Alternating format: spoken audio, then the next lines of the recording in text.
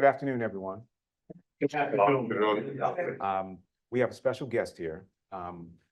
This is a very important topic that we want to talk about. We've getting a lot of feedback, questions about this basic question.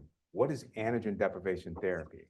But before we go any further, I just wanted to really thank our sponsors, Bayer, the Dana-Farber Cancer Institute, Foundation Medicine, Macrogenics, and Merck.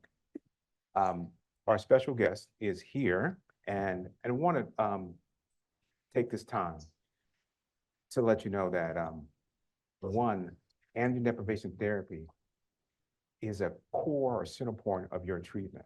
And so here we're going to learn about what it is, how it works, when it's used, the type of therapies and side effects, and even current research.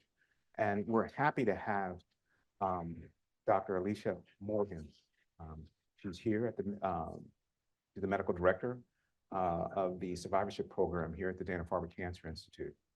And we want to welcome her. She has a lot to talk about. She's going to talk about androgen deprivation therapy one-on-one. Dr. Morgan.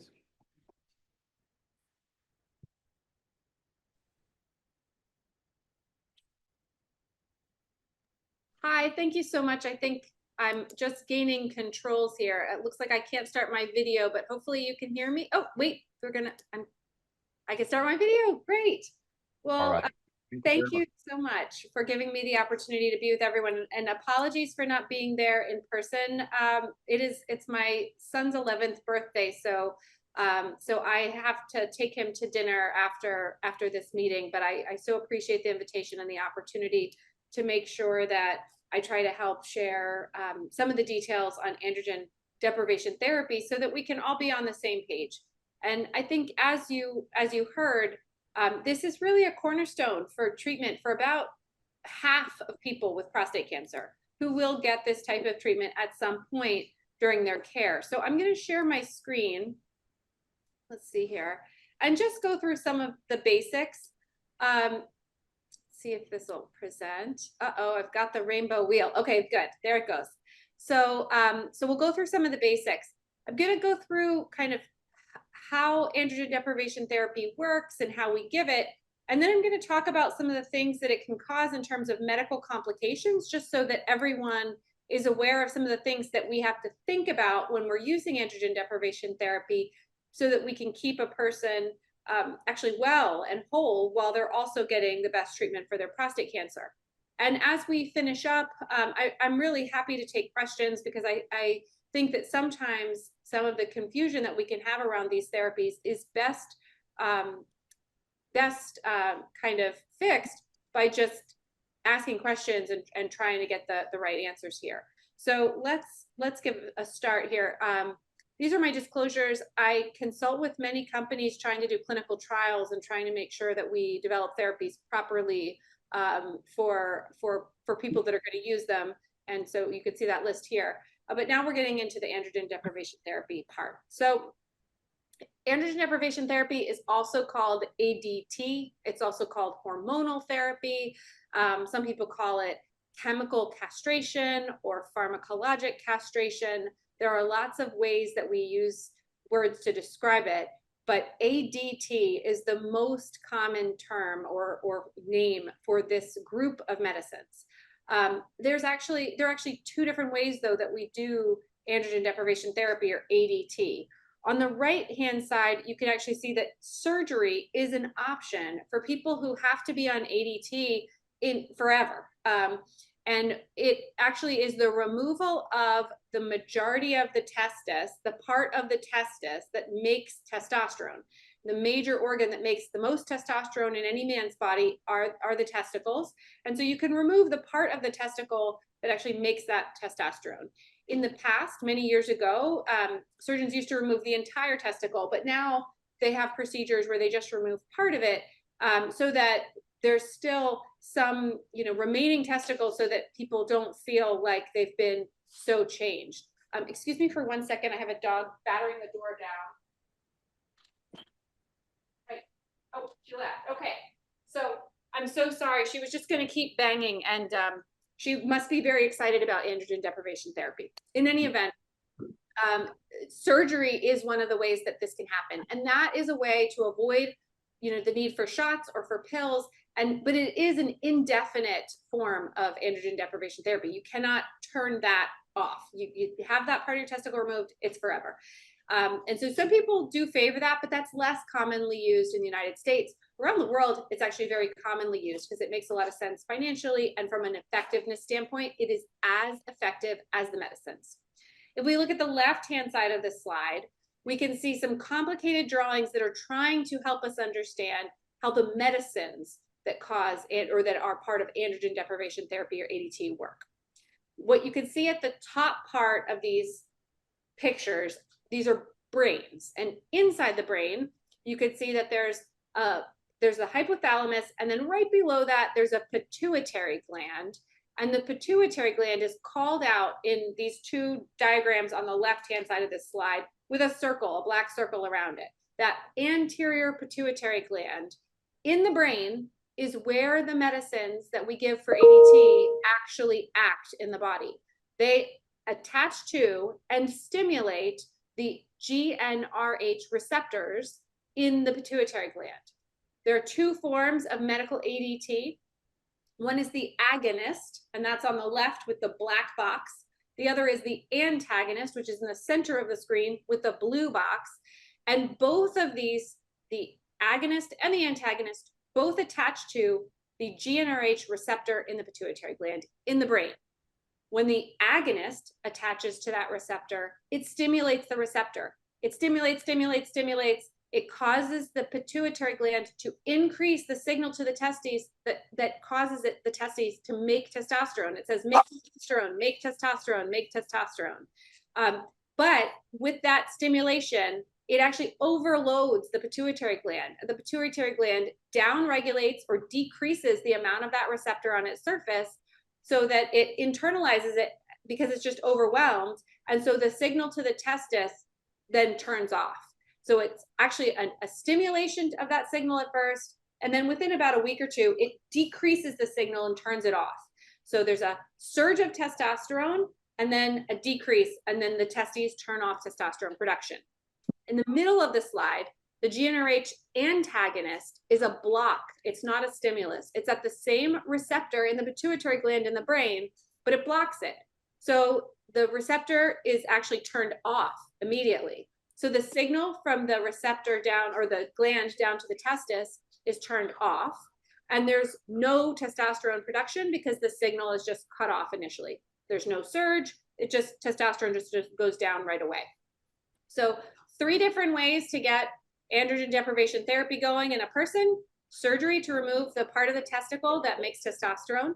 You can use medicines that act in the brain to turn off the signals ultimately that make the pituitary gland tell the testicles to make testosterone. At the end of the day, all of these ways of turning off testosterone production decrease testosterone levels to less than 50 nanograms per deciliter. Why 50? That's what the FDA said is consistent with medical or surgical castration back in I think the 60s or the 70s, when they were regulating the drugs that were being developed to decrease testosterone. That's their threshold. The drugs that we use today often are causing patients in my clinic to have testosterones that are less than 20, 10, sometimes even not even really detectable levels of testosterone, which is all right exactly what we want to do, but we have to get under 50. That's the threshold set by the FDA. So these are the methods of the way that we do it. Importantly, and this is a little less exciting diagram, but importantly, we are lowering testosterone, which is on purpose. You can see that all the way in the bottom, there's a red arrow, testosterone levels going down. But because testosterone is actually made into estrogens in men's bodies in some level, estrogen levels in men also go down. And so a lot of the side effects that we see are related not just to low testosterone, but also to really low levels of estrogens in men. So we've got low levels of testosterone, and we've got levels of estrogen that are lower than the levels that we see in postmenopausal women. So really low levels of all of the hormones that we are thinking about. So I talked a little bit about GnRH agonists that cause a surge of testosterone because there's that stimulation of the pituitary gland before a decrease because it's overwhelmed. And then the antagonists that just block that receptor, turn off the pituitary gland, turn off that signal right from the start, testosterone drops. So this is a table just trying to sort of compare those two different strategies. The antagonist is in the middle, the agonist is on the right. You can see that they both get to castrate levels of testosterone, that first line on the table. The antagonist does it within a couple days. The agonist does it within 3 to 4 weeks because of the surge before the decrease. There's no flare of testosterone with the antagonist. There is with the agonist. The PSA failure rate, I would say, is basically the same between the two of them. They are equal in terms of how well they take care of the cancer. The antagonists come in two forms. One's a pill and one's an injection. And the injection antagonist can cause a little more pain. That's an injection that we give in the belly, and it can be irritating to the belly in ways that the agonist, especially when we give it in the backside, it's not as irritating. Cardiovascular complications, it says conflicting data. It's just, there doesn't seem to necessarily be a big difference between the two, although the antagonist may be a little bit easier on the heart. And the antagonists are given once a month by an injection or by a daily pill. The agonists are given usually every 3 months, although there are formulations for these injections to be given every 1 month, 3 months, 4 months, or 6 months. So that's just some of the differences. In the end, they both treat the prostate cancer equally well. They are basically interchangeable. Sometimes insurance says you have to use one or the other. And there's only one pill option, and that's an antagonist. That's on this slide. Here we can see the GnRH agonists. Those cause the surge before the drop. They have lots of different formulations for different durations, 1 month, 3 months, 4 months, and 6 months. There are multiple brands here: Gaserelin, Leuprolide, Triptorelin, Hysterelin, and they're all injections. The antagonists, there are 2 of them. One's an injection that you give once a month. It can cause some irritation a little bit more than the others in the belly. The other's a pill. That there's only one pill option, and it's an antagonist. All right, so we've gotten through kind of the basics. Just to reiterate maybe why we do this, prostate cancer cells, I don't think I have a good slide on this, so we'll just stick on here. But prostate cancer cells eat testosterone. It fuels their factories. It helps them to grow, divide, spread. It helps them to do what they want to do, which is actually not what we want them to do. We want them to die. So testosterone is their food or their fuel.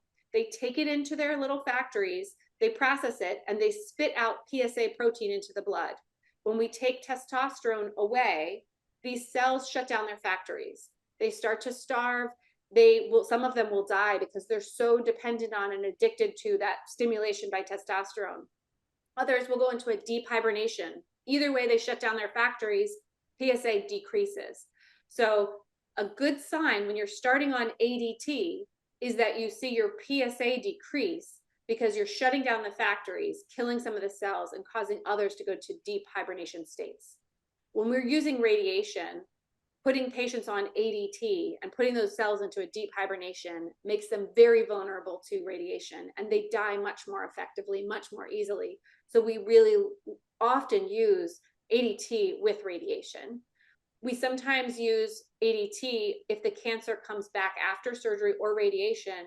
If we see a rising PSA, but the scans don't show any sign of where we could find the prostate cancer, sometimes we start ADT to try to get that PSA to go down and to stop the cancer from growing. And when patients have cancer that has spread to multiple places and we can see it on scans, the backbone of what we do for that person, potentially for the rest of his life, is give him ADT to shut down all those cells and take the food or the fuel that those cancer cells want to eat out of his system. And we add different medicines on top of it to try to kill them over time. But the backbone of everything is to take the food out of the system and never really let it back in, because we never want to give it the opportunity to grow. So ADT can be really helpful in controlling the cancer, but it comes with complications. So one of the things that men have to deal with, actually we all have to deal with, and I could have an equal pie chart for women, is that heart disease is the #1 killer, actually even more so than cancer in the United States, especially among men, but also in women. And one of the things that we have to think about with ADT is that it causes changes in cholesterol and blood sugar, even in the risk of forming clots in some ways, so that people are at higher risk of developing cardiovascular disease when they are on ADT. And the other thing that puts us at higher risk of developing cardiovascular disease is just getting older.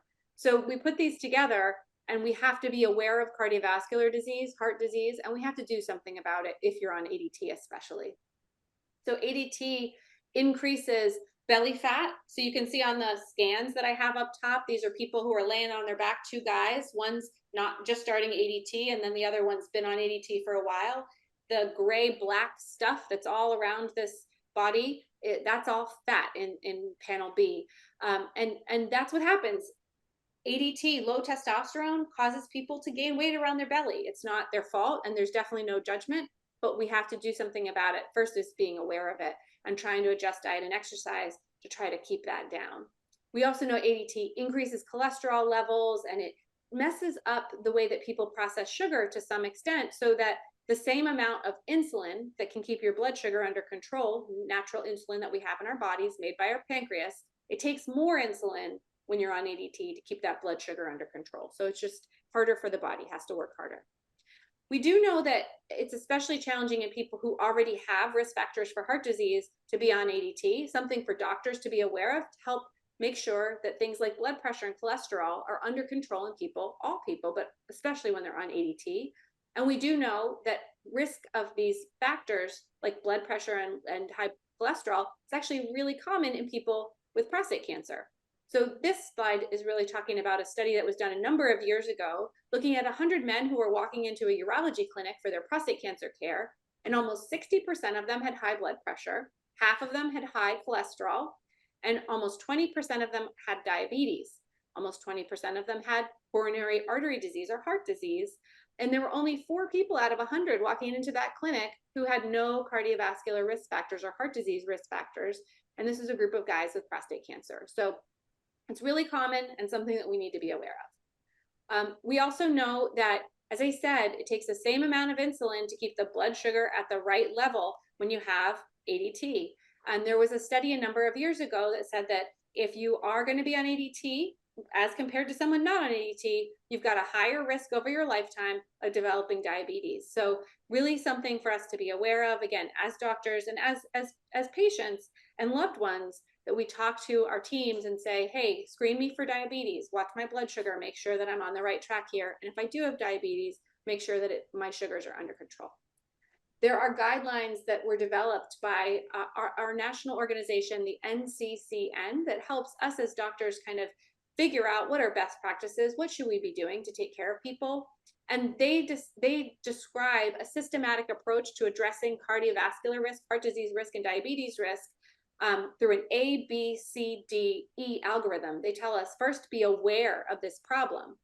Second, that's A. B is blood pressure control. Get that blood pressure under control. We know we can do it. Work on it. C is making sure cholesterol is at a good level. And also, if people are smoking cigarettes, to stop smoking cigarettes. D is diet and weight management, as well as diagnosis of diabetes or management of diabetes for people that already have it. And E is exercise and making sure that people are staying active, because the best thing that we can do actually to take care of all these risks is to stay physically active. The other thing that I want to mention related to ADT, this is related to the low testosterone levels and the low estrogen levels that happen when we use these medicines, is that bone breakdown happens more quickly than bone buildup in our bodies. And actually in all of us, our bones are constantly building up and breaking down. It's part of the normal process. But when you're on medicines that lower your testosterones, and most importantly, your estrogens in this case, you have more breakdown than you have buildup. So the bones thin over time. And so ADT causes this higher risk of osteoporosis and osteopenia, higher risk of fracture. It's not just an issue for women, it's absolutely an issue for men. And we know that when people do have fractures, the risk of death is actually twice as high for men than it is for women when they have a hip fracture. And that's something that we absolutely want to try to avoid.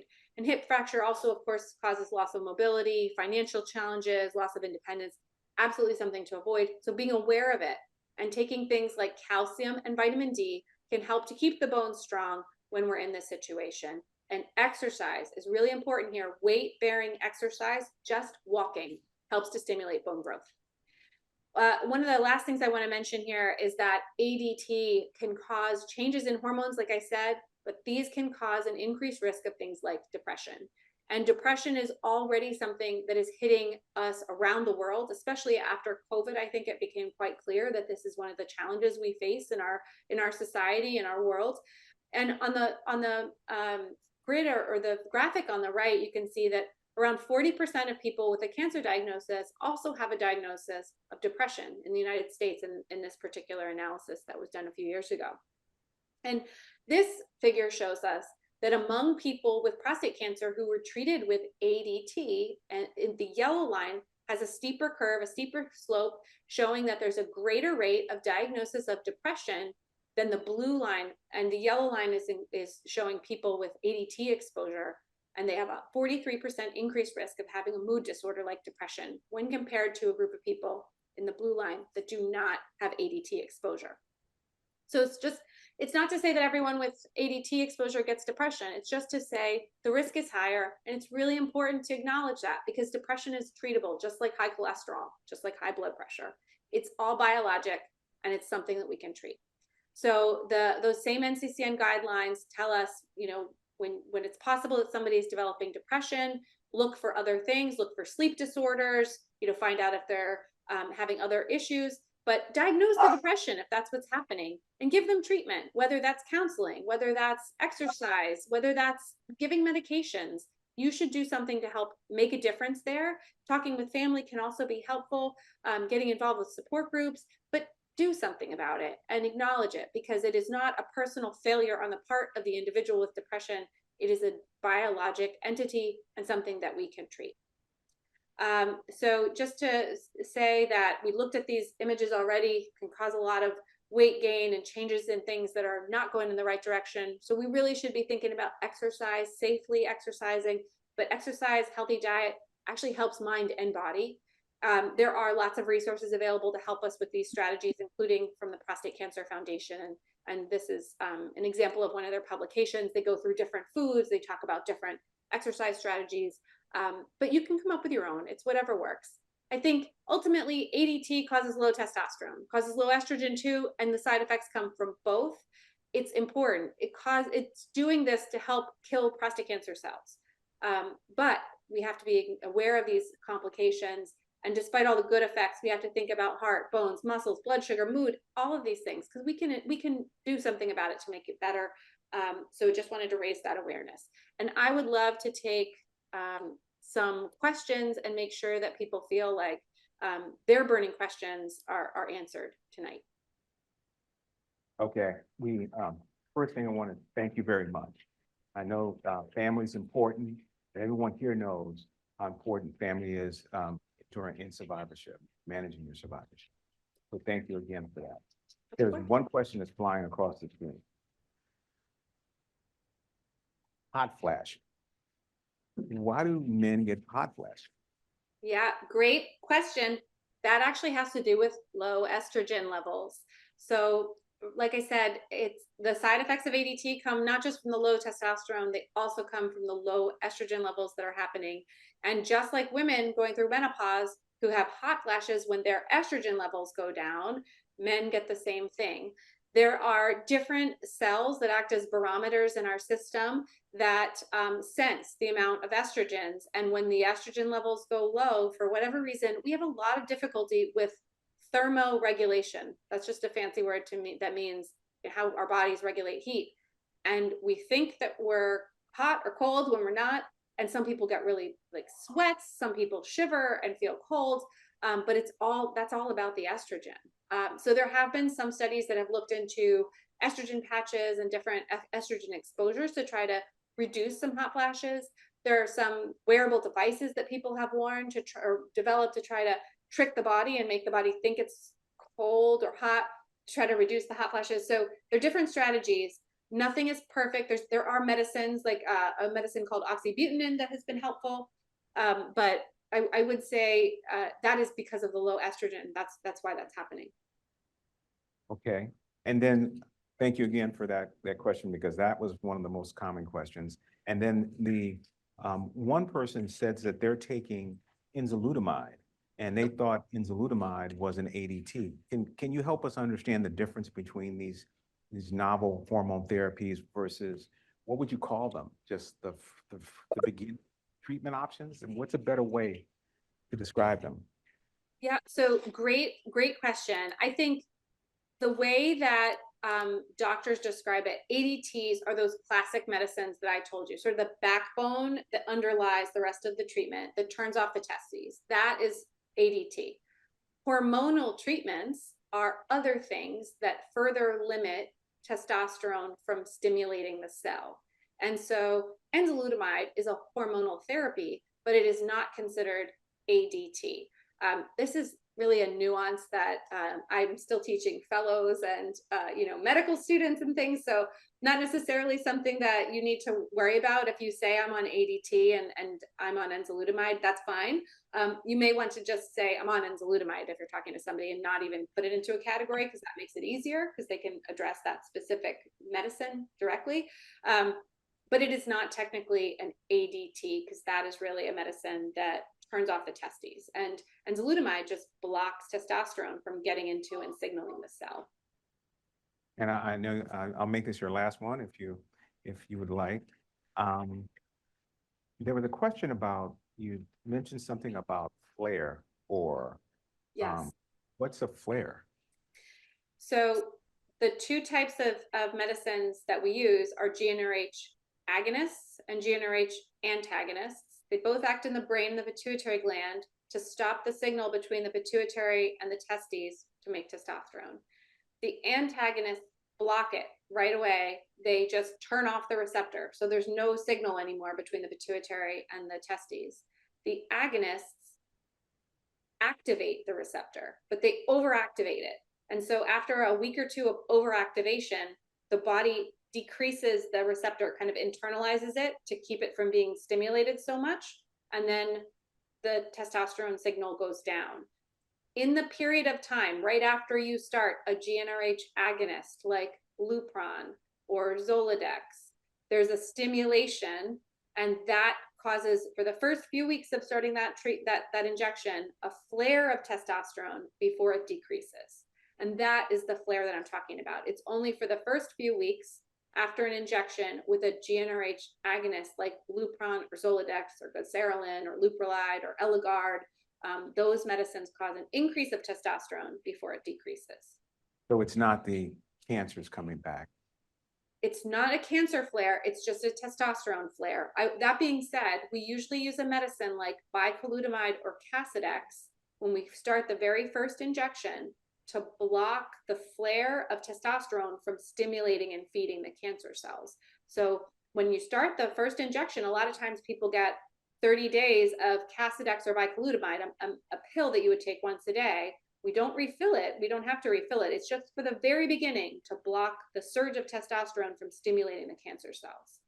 Okay, so that I now understand, and I think that they better understand, because they're on a Lupron plus bacalutamide at the same time. Yes, yes.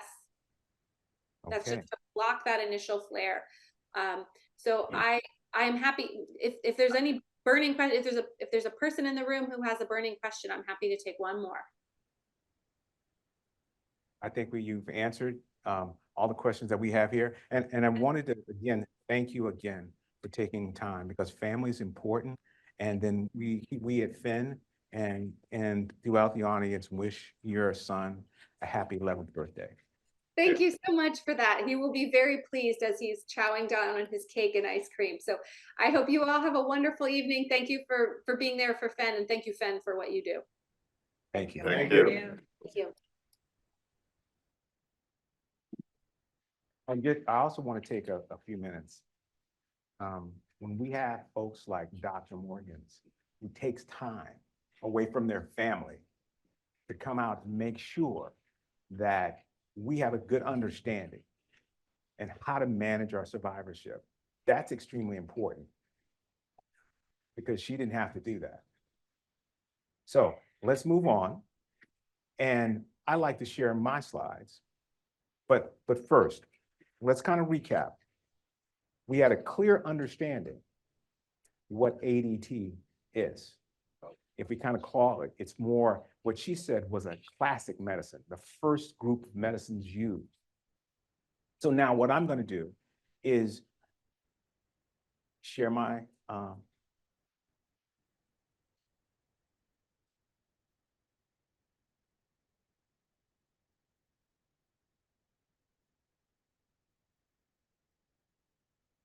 so there's some key terms that I want you to understand. You heard what she said before. It's GnRH. So that's a gonadotropin releasing hormone. You heard luteinizing hormone, which was LH. We talked about novel hormone therapies. Those are those drugs like enzalutamide, apalutamide, abiraterone, darolutamide. So all of those are what you would call novel hormone therapies, right? Now, there's a term that comes up, and the reason why we bring this up is because it was de novo metastatic prostate cancer. So that may be a word you may hear either at the doctor's office or when you're talking to other people. That de novo just means new. So that means when the person was diagnosed, they already were diagnosed at stage 4. Now, what I want to talk to you about is this. Every time you hear someone say stage 4, people get a gut feeling. Is it time to get your affairs in order? And what we want to do is change that mindset, because there's a lot of treatments that are available. Another key term was metastatic hormone sensitive prostate cancer. That's very important because that's a person who has cancer that has gone outside the prostate to other organs in the body, but it is still sensitive to an ADT. Now that's the first classical line of treatment. Then there's a concept for treatment intensification. Now that treatment intensification is that now that you're on an ADT, they may want to put you on another group of drugs. So it's combination, not a monotherapy or a single drug treatment by itself, but multiple ones that kind of give you a greater fighting capabilities. Neoadjuvants are given to patients before surgery to kind of help shrink the tumor. Adjuvant therapies are given to help after surgery or radiation to help kill the cancer. So these are terms that you will hear moving forward along your journey. Now, what was important? We're dealing with testosterone. We're dealing with testosterone. And testosterone influences various tissues of the body, right? Skin, male sex organs, muscle, the brain, bone marrow, and your bone. Now, what was something that was very interesting, and I'm glad she gave you a very good holistic approach at what to look for. Dr. Morgan's did not just stop with the drug. She went on to the side effects. And then she started talking about what we've been talking about for the past 6 months, at least the past 3 months. Diet, exercise. And she did highlight something that was very important too, that along with taking these drugs, people get depressed.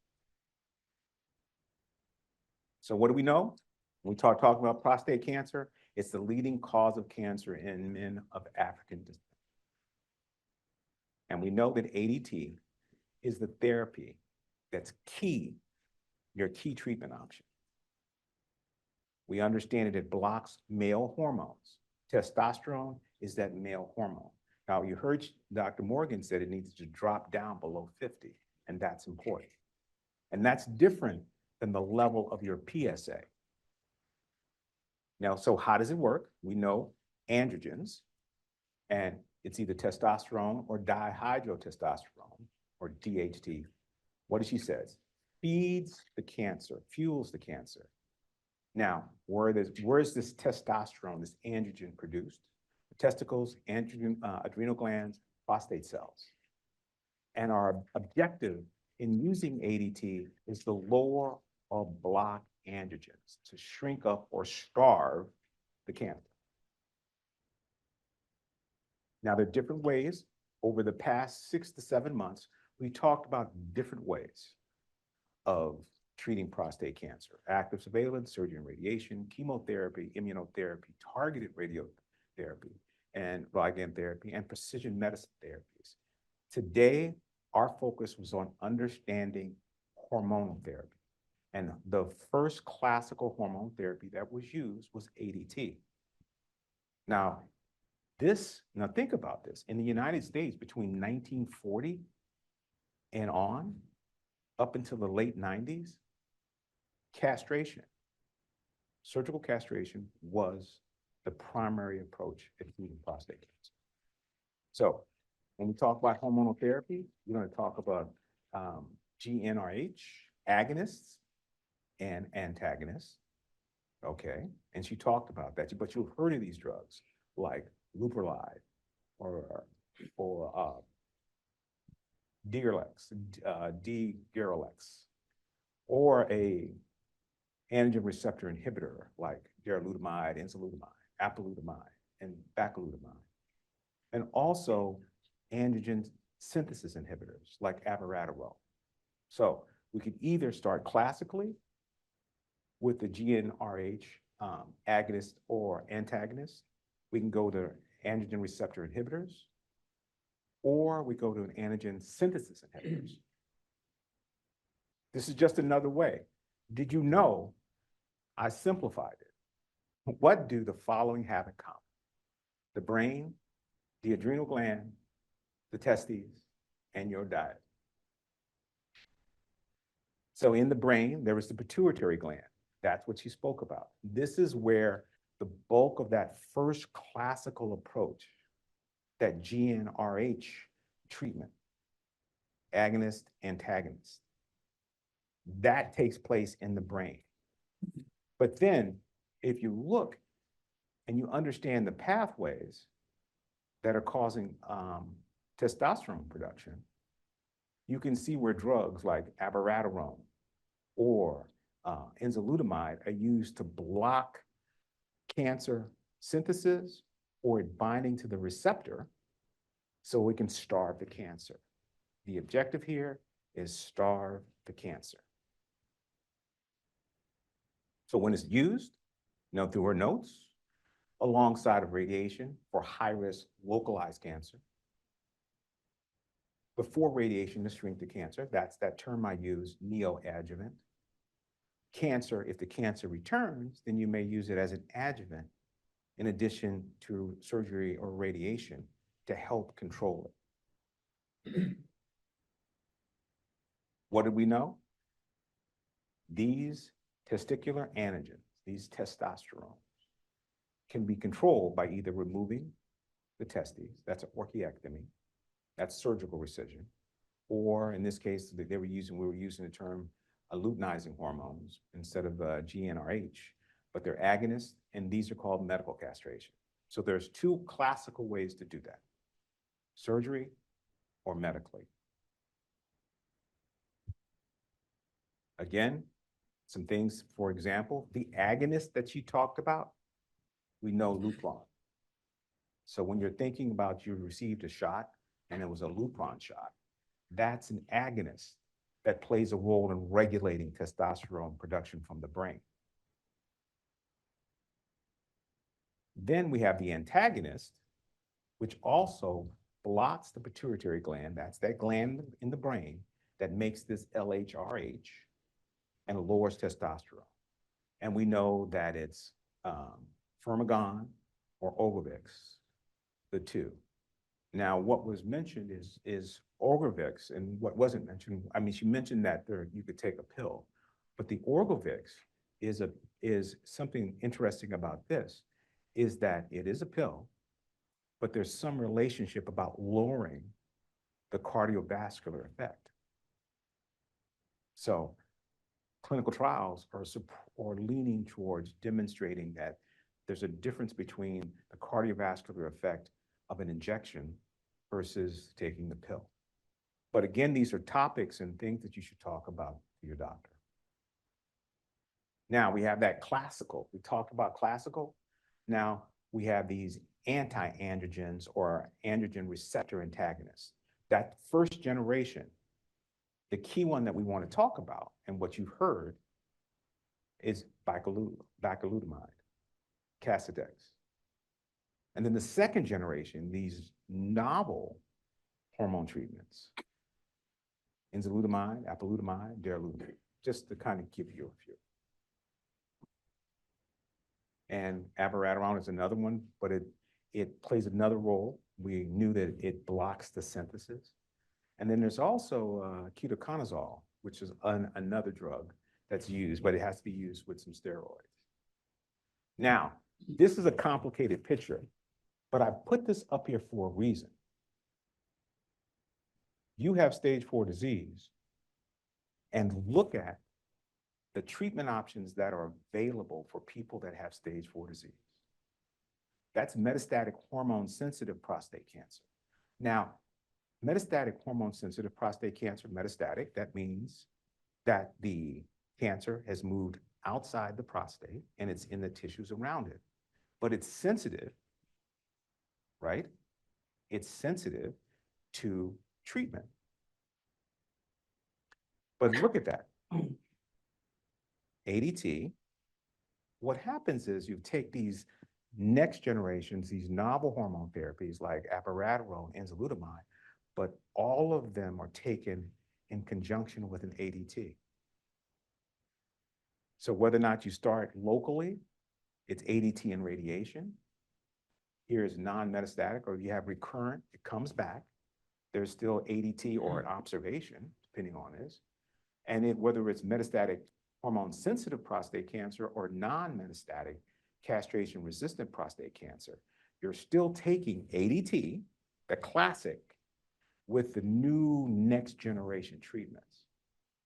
Now, I flagged this is because people are starting to do studies, clinical trials on what happens if we take away that ADT and we just use the novel. And so that's where research is going, and we'll talk a little bit later. So again, when we're talking about testosterone, these are the tissues, the skin, the brain, sex organs, bone, bone marrow, and muscle are affected. She talked about some key things that were important, the possible side effects of ADT, and just to repeat, and this is why sometimes speaking with a therapist and being able to speak candidly with your loved one about how you're feeling and what you're experiencing, because it may have reduced sexual desire, erectile dysfunction. We already learned today. Now, who knew that we had estrogen and that our drop in our estrogens, if we treat it with an ADT, causes hot flash? So that's new. So once you understand why, then you can start looking at treatments. And what Dr. Morgan didn't say was even there are people that maybe online now who are getting treatment at the Dana-Farber, and they're trying acupuncture. You see? So what we want you to understand is this. There is a treasure chest of treatment options that are available, and not to give up. The next one is depression. And she clearly showed you research that with these treatment options and with prostate cancer, people get depressed. And then you add on ADT and that drop in estrogen. Then there's that hot flash, more emotional component. And a lot of prostate cancer survivors hide that. It's time to recognize that that's part of the treatment and you can talk about it.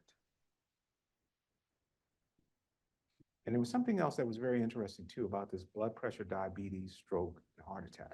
Now I bring this up because if you look at it, I mean, between high blood pressure and diabetes, people of African descent, Black people, poor folks,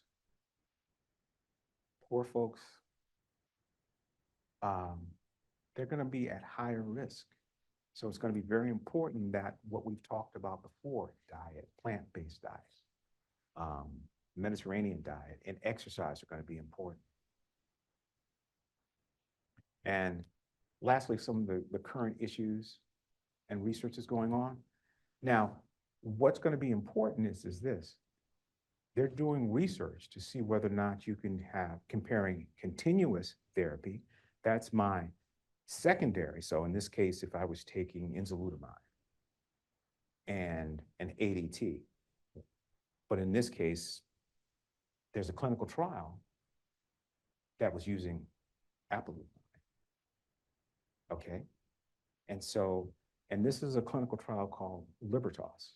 So there's something that already exists. And if you want to take a look at that, and what they do in this clinical trial is this, is a group is continuously taking it, meaning ADT plus apalutamide, and then, or it's intermittent. So they'll take a break or a holiday. And then also, we have to look at, and we presented this earlier, combining treatments, combining these novel therapies have shown to be improve the overall survival for Black men compared to the general population. So that's going to be very important for us. So in my summary, one, ADT is crucial in managing prostate cancer. And along your prostate cancer journey, ADT is a critical point along that line, from whether or not you were diagnosed with high-risk disease down to being diagnosed with metastatic hormone-sensitive prostate cancer and resistant. So we know that there's various methods of ADT. Orchiectomy surgery is in the past. Now we're looking at those drugs like LHRH that suppress it. We know that there's side effects that are associated with it, sexual function, bone density. We have to worry about our mental health. And I was very happy that Dr. Morgan spoke about your bone health, because if you fracture one time, you're more likely to get a fracture. And men do suffer from osteoporosis and not have prostate cancer. So with the ADTs, it increases your chances of developing prostate cancer. So do we have any questions?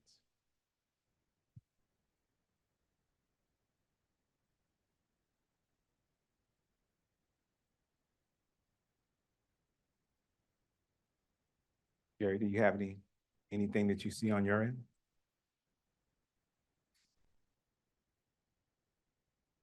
So I have a question about ADT. Is ADT indicated for 3+4 Gleason or for more advanced cases? Now repeat that again. Is ADT indicated for 3+4 Gleason or for more advanced cases? So is ADT, so the person has a 3+4, Gleason's. but again, in this case, we're talking about intermediate disease. And so in this case, we would refer you back to your doctor. But what we are saying is this: in the more high-risk disease, ADT may be incorporated, or they may add it along with whatever procedure. So if you had radiation plus your diagnosis, or if you had surgery, depending on what's your doctor's choice. And matter of fact, it's important, and that's a good question, because I'm redirecting it back to the doctor after you had all this information. Now you can sit down and talk with their healthcare provider about you're sharing in the decision. What's going to be important for you? Do you want it? ADT. Next question. Are there any diet recommendations while on ADT? Well, one thing that we can say is this: when we talk about diet, in our past episodes of managing, we focused on plant-based diets, right? And we focused on regular, vigorous exercise. So in our last month's discussion, it's either kind of a Mediterranean diet or a true plant-based diet. Or like me, I'm flexitarian, so I'll get some salmon once in a while. But the point is, that's the diet that we need to shift to. And that was clearly stated. The types of diets that we need to shift to that was stated last month. Next question. Is ADT permanent or periodic? So in this case, ADT is continuous. Because we showed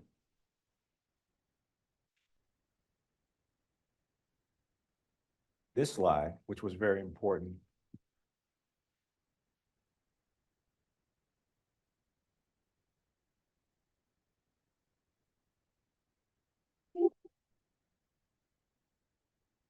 Sorry. This slide was very important because if you look, whether it's localized disease, advanced prostate cancer. So the earlier person, if you have advanced prostate cancer, then the possibility of introducing ADT is there. Or if you have metastatic castration-resistant prostate cancer, ADT is being used in conjunction with these next generation therapies. And this is, I think it was very important that somebody brought this up again so I can show you this image. Look at what's available at stage 4 disease. That's a lot. And so that's why we want people to be hopeful and be positive about their journey, because there are treatment options that are out there, and we haven't even talked about clinical trials.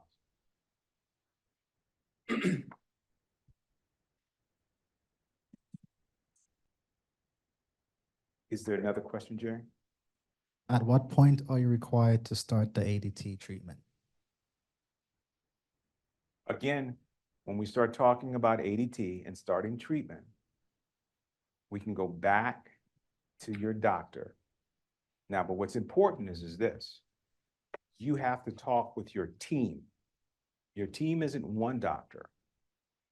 It's the urologist, the medical oncologist, and the radiation oncologist. So I put that question back to you so you're empowered after seeing these presentations, to go back and feel comfortable about talking to your doctor and creating the team that's going to best help you decide what treatment is best for you. I just finished 2 years of ADT, Lupron, and abiraterone with radiation at the beginning. How long will it take for testosterone or estrogen to recover? What happens now if my PSA goes up? That's an excellent question. But again, every person's prostate cancer journey is individual. It's your special journey that you will have. So again, it's best to go back to your team. It's best to go back to your urologist, medical oncologist, and radiation oncologist, because this person here had radiation treatment and continued ADT for 2 years. So that means that a urologist had to be involved, the ADT, the medical oncologist had to be involved, and then the radiation oncologist had to be involved. So it's not beneficial for us to make those calls for you. All we can do is give you the factual information that you can go back and sit down comfortably and talk to your healthcare provider. Okay? So what I wanted to do next is I'm going to stop sharing.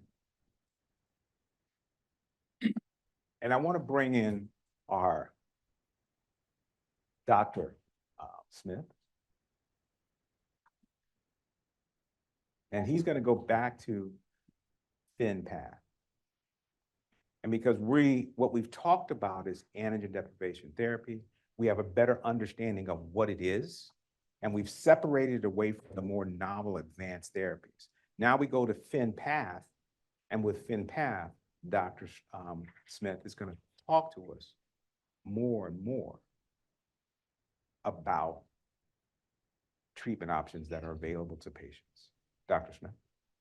Very good. Well, let's see if we can share a screen. All right. Well, good evening, everyone. As always, I'd like to thank our sponsors for what they do for Finn. It just it excites me because we bring you cutting edge information.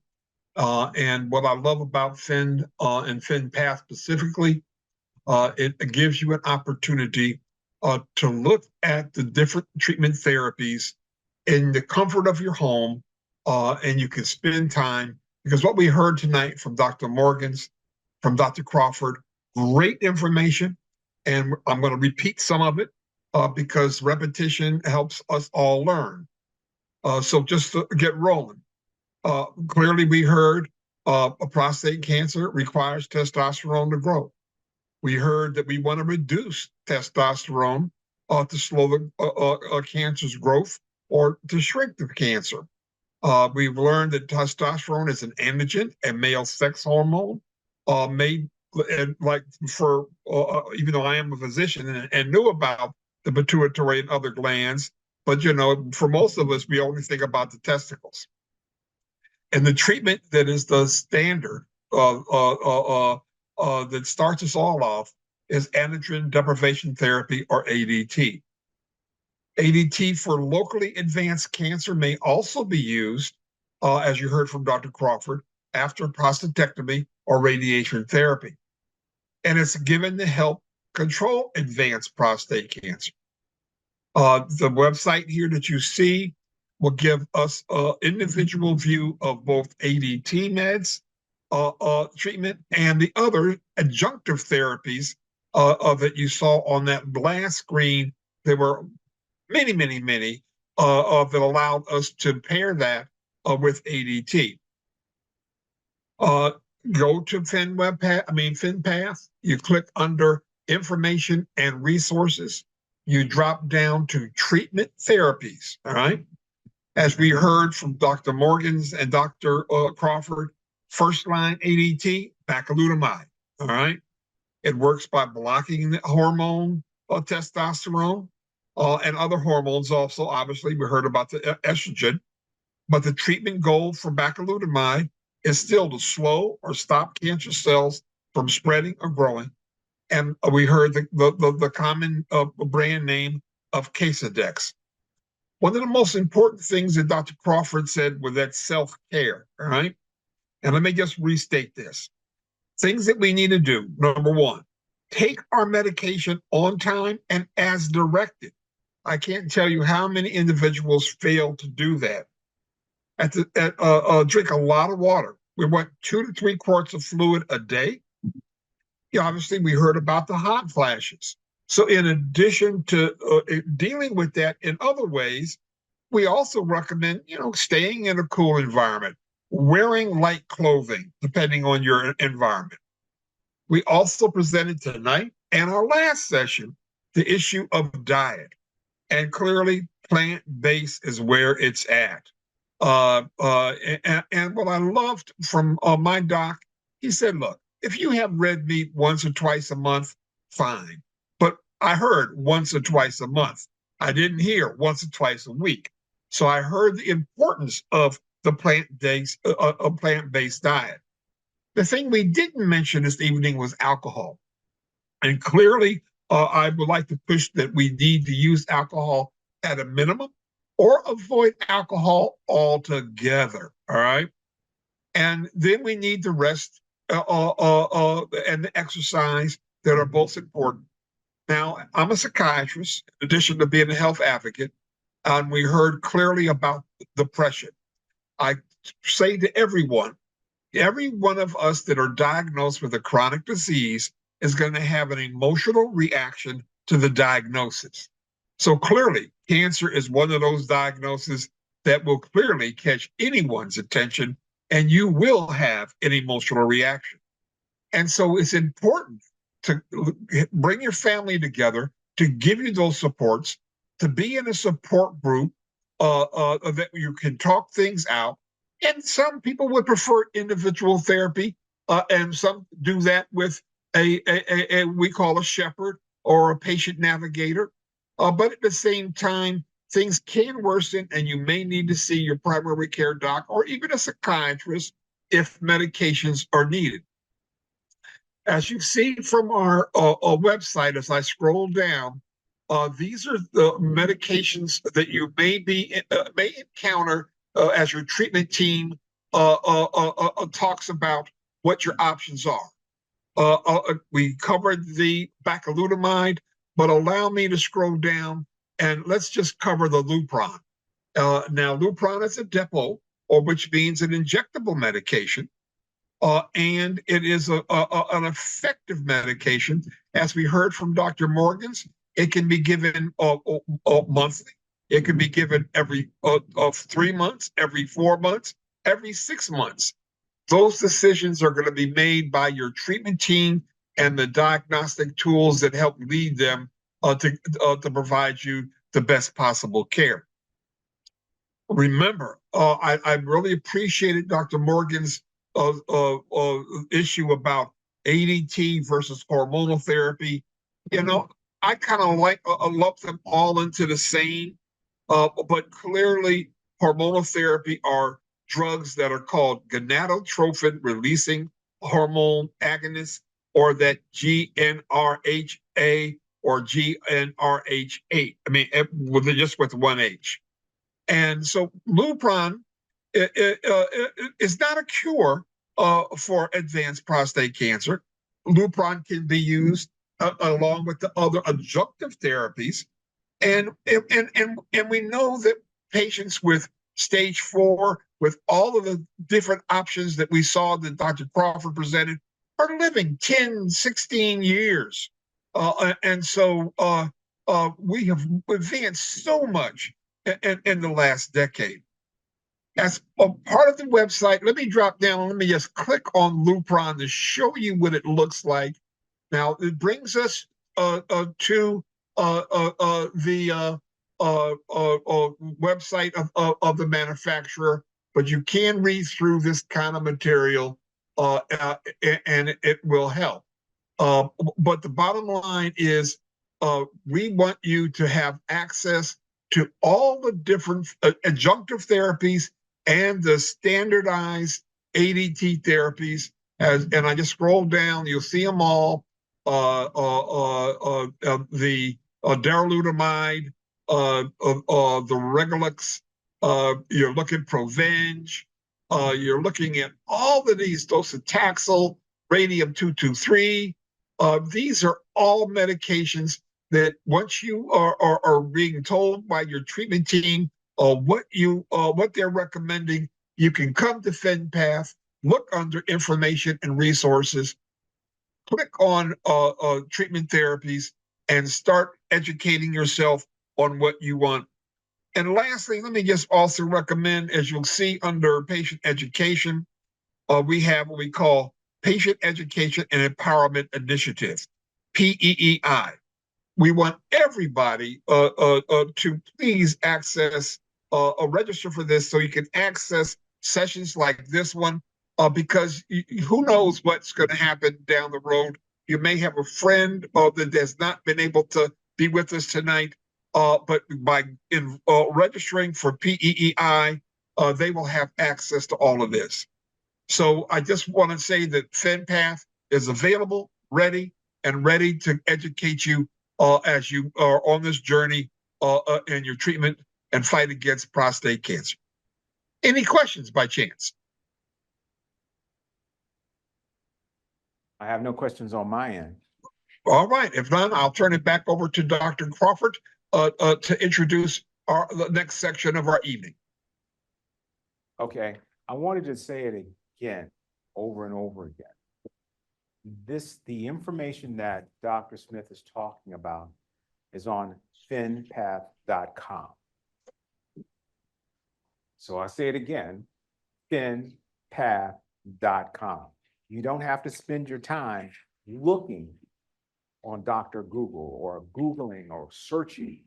This is a reliable source, and the information that we're providing you, it's information that adheres to the NCCN guidelines. You heard Dr. Morgan's.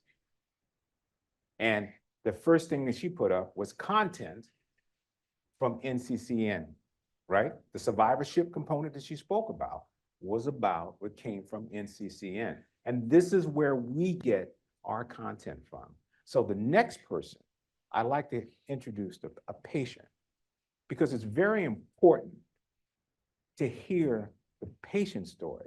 You know, you had these scientists up here, doctors up here, but what does the patient have to say? And I'd like to invite someone from the Boston area. Mr. Womack, are you there? Yeah, good evening, Dr. Crawford. How are you? I'm doing all right, sir. What I wanted to do is, you have been on your journey for some time.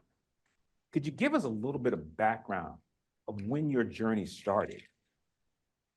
My journey started in 2004 with a PSA. And since then, I went on to Casodex. I went on to abiraterone, went on to chemotherapy, and ended up on Pluvicto. That was my last treatment in November. So help me understand this again. When did you start? I started in 2000. I was diagnosed in 2004, had surgery in February 2005. So what you're trying to tell me is, looks like you had localized disease. Yes. And you're 20 years out. Yes. 20 years out. Praise God. And I want everybody to hear it. I'm saying it slow. 20 years out. So I heard something else too. You had surgery. And Yes. tell us about your experience when you were on ADT. Well, when I first was told about it, I really didn't understand what it was about. At a particular time, I just wanted something to help cure my cancer and help me come back to a better system of life. Since I've been on ADT, which is the Lupron, I've been on that for over 15 years. Most of the side effects I've had, Dr. Morgan and Dr. Smith talked about it. You know, the hot flashes, the weight gain, the sleep deprivation, those type of things. But overall, I have to say, it really hasn't been that bad to me. I was actually kind of surprised at the side effects that it had. The most one is the hot flashes, and after 6 months, I learned to deal with that as well, because they were correct in the beginning. It really kind of caught me off guard how much the hot flashes were coming. But after 6 months, I learned to deal with that and to stay away from the sweets and the spicy food, that kind of stuff, which limited the hot flashes. So, I mean, repeat that again. So again, we've always brought up these points about your diet. Did you do a lot of exercise? I had to do, yeah. That was one thing, yes. I had to do exercise. I kept on my walking, and my doctor recommended that, you know, in order to stay healthy, I would really have to force myself to exercise more. I really did. And it helped me out tremendously, because I started feeling fatigued. And he said, you got to work your way through it and just constantly stay active. And so I do, yes. So you see what we've been talking about for the past several months: diet, exercise. Now we're at a point where people have been receiving ADT. Survivors have been receiving ADT for a long period of time. Mm-hmm. I want you to repeat again about changing your diet. So I'd never heard about that. You changed your diet and it helped decrease the hot flashes. Tell me a little bit more about that. Well, we as Black people, we have a tendency to want to go on our soul food meals and everything. But I've learned that the fish and chicken diet was better for me, and I started using that as well. I have to admit, though, I don't use much plant as I should, but I found out that helped as well. I had to change my diet in order to help decrease that as well. But it really hasn't been the struggle. The fish and the chicken diet and a lot of vegetables, yes. I didn't understand also there was this issue about spicy foods. I didn't, you said you cut down spicy foods and that helped too? Yes, spicy food. You know, I would like to have a hot sauce on everything. And anything that's spicy, automatically set my hot flashes off. So I cut back on the spices as well. And the sweets, the sugar, that as well. So you gave us a kind of a list of the side effects that you experienced. Would you consider the hot flashes the worst side effects that you experienced, or how did you get through? We know how you got through the diet, but did you ever get depressed, or did you have like emotional swings, or did you experience anything like that? I can't say that. The most time that it affected me was when I first was diagnosed with prostate cancer. And after that, you know, I'm a man of faith. God is real in my life. And after that, you know, I just turned it over to him. I'm a man of faith, and that brought me through it. As far as depression is concerned, no, I can't say that because I have a lot of people that I talk to. And through God, this brought me this far. Yes. Okay. So again, so you had a religious foundation. So God played a very important role in your life. Oh, yes, yes. And so this is what boosted up your quality of life during your journey. Yes. My motto was, I may have prostate cancer, but prostate cancer don't have me. And through faith in God, that's what I believe. I'm gonna let you say that one more time. I may have prostate cancer, but prostate cancer don't have me. Amen. Amen. So now, what advice would you give to the audience, those people that are here today at the Dana-Farber Cancer Institute, and all the folks that are online, and all the new folks that have heard about managing survivorship monthly meeting, who are joining us now? What do you have to say? I say join the survivorship meeting. It's very important for people to understand what other men are going through with us. That's first, I'll say that. You know, and then with the ADT thing tonight, I couldn't give you more and better advice than what Dr. Morgan has said. If you listen to I've been through all of what she talked about in the ADT, and if you just listen to that, and Dr. Smith, what he's talked about is ADT, I think you have a better understanding of why ADT is so effective and how it works. It doesn't work, some things don't work as good as for others. Everybody got a different program of how to react to it. But I would just say, listen to your doctor, get the advice on ADT, and just follow through with it because it has worked for me. It really has worked for me. Did you find the Fin tools?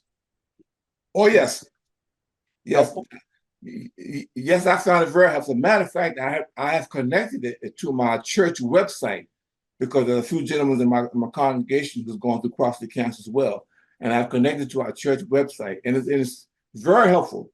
How you maneuver through it and tell you exactly what you need, and how to go about it, and who to talk to as well. Very helpful. Very, very helpful. Now, do you know that website? They can get more information? I can tell them if you don't know it. Well, the one I use is church. What is it? Fin Church? Yes. I think, yeah. Fin Church. Finchurch.org. Yes, yeah. So, you know, that was a poor plug, but I got it out there. Church.org. So now this is a question. Did you know that men had estrogen? It wasn't brought up in the conversations that I've talked about with my doctors at all. And did anybody ever explain to you why you get hot flashes? Yes, they explained why I got to have hot flashes. Yes.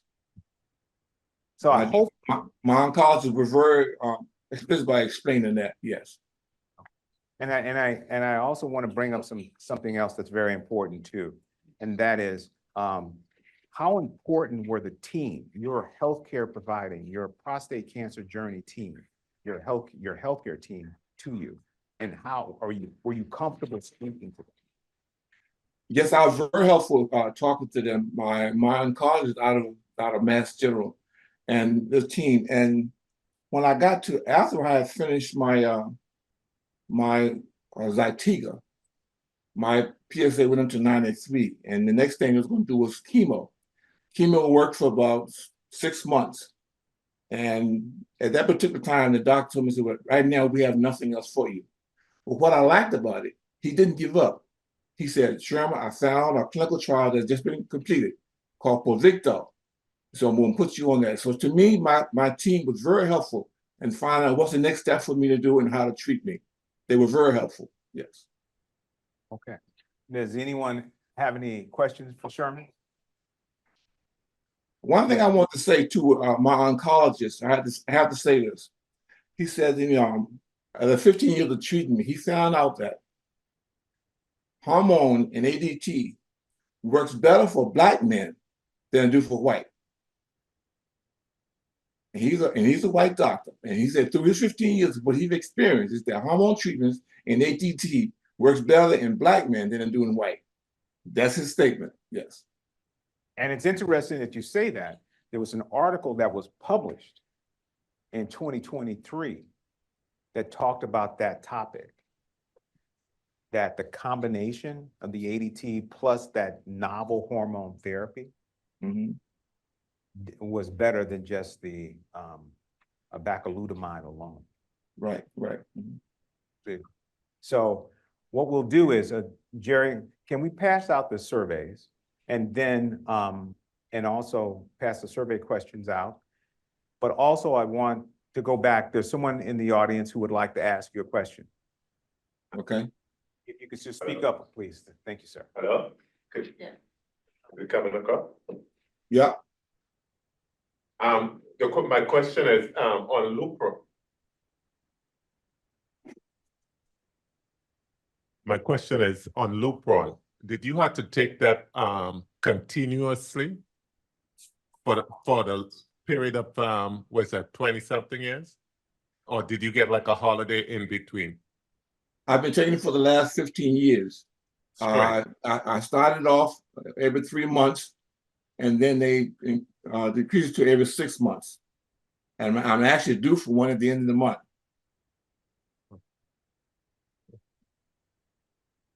Thank you.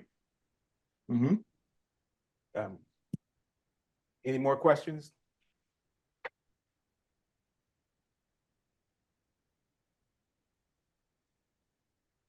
So, this is another one that came up there. Dr. Morgan spoke a little bit about bone health.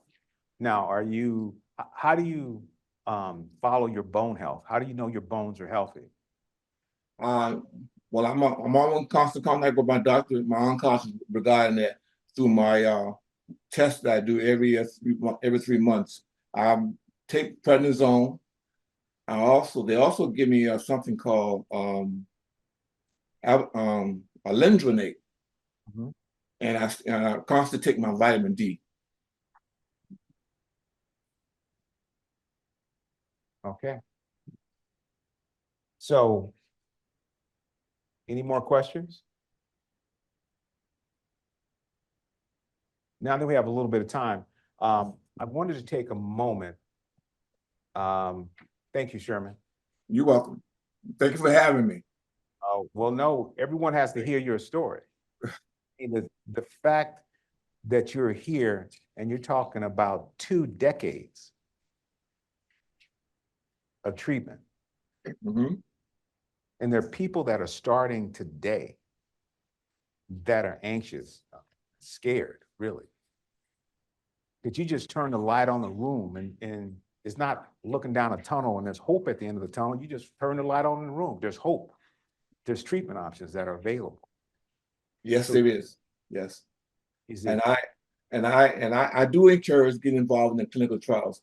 Within the last 10 years myself, I've seen so much that has transpired in the field of clinical trials, how different medications have helped different people. And so I do encourage clinical trials, and I do encourage them to just stay focused. It's not the end of the world. I had to learn that. It's not the end of the world. Yeah, thank you. I wanted to take this last few minutes and I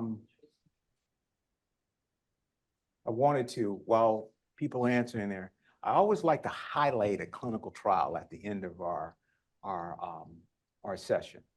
And this is a very interesting clinical trial. You remember we talked about this earlier. And we talked about it because it is a treatment that was an ADT plus apalutamide, which is a novel hormone treatment, NHT.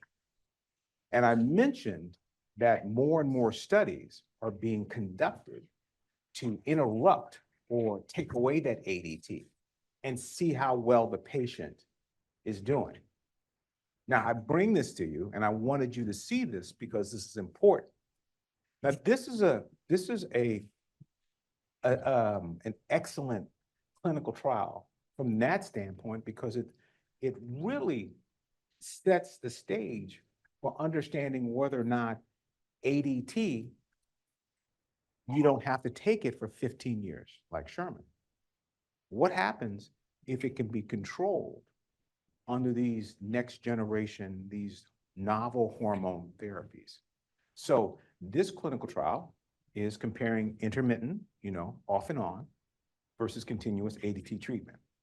And metastatic, and I gave you the terms before, in this case, it's castration-sensitive prostate cancer, which is the same as hormone-sensitive prostate cancer. So we have a lot of information. If you go to fintrials.com, if you go to our patient summary site, we have a lot of information about this clinical trial. And I think it would be very important for everyone to browse our trial sites so you can get comfortable with it. Now, there was one other thing too that was very important about this clinical trial. And what we want you to be is unapologetically yourself while we provide you the best prostate cancer information to help along your journey. And this is an interesting trial because it's inclusive.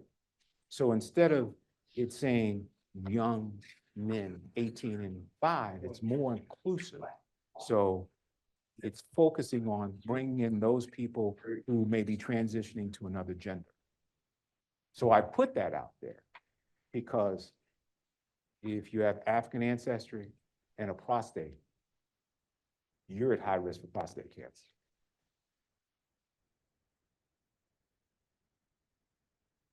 So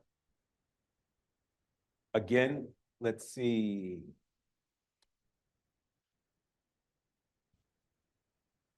Jerry, I don't really have the questions. For the poll? Yes. Can you put the poll up for me while we have a couple of minutes? Yeah.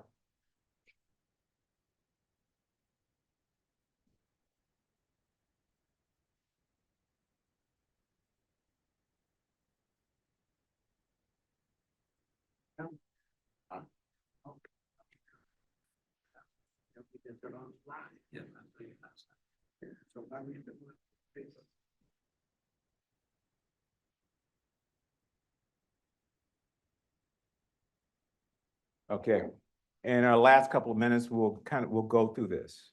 One question, were you satisfied with the meeting and the presentation content? Out of, it was 95% said yes, 5% said somewhat. Do you understand, how would you rate the speakers? 90% said very good, 10% said good. Do you understand the meaning of androgen deprivation therapy? 81% said yes, 19% said somewhat. Do you understand the meaning of treatment intensification? So 51% said yes, 43 said somewhat, and 5. I think that's going to be a topic that we hear in the future and why it's important to intensify. Don't be stuck with just an ADT. As you saw before on that table, there's an ADT plus.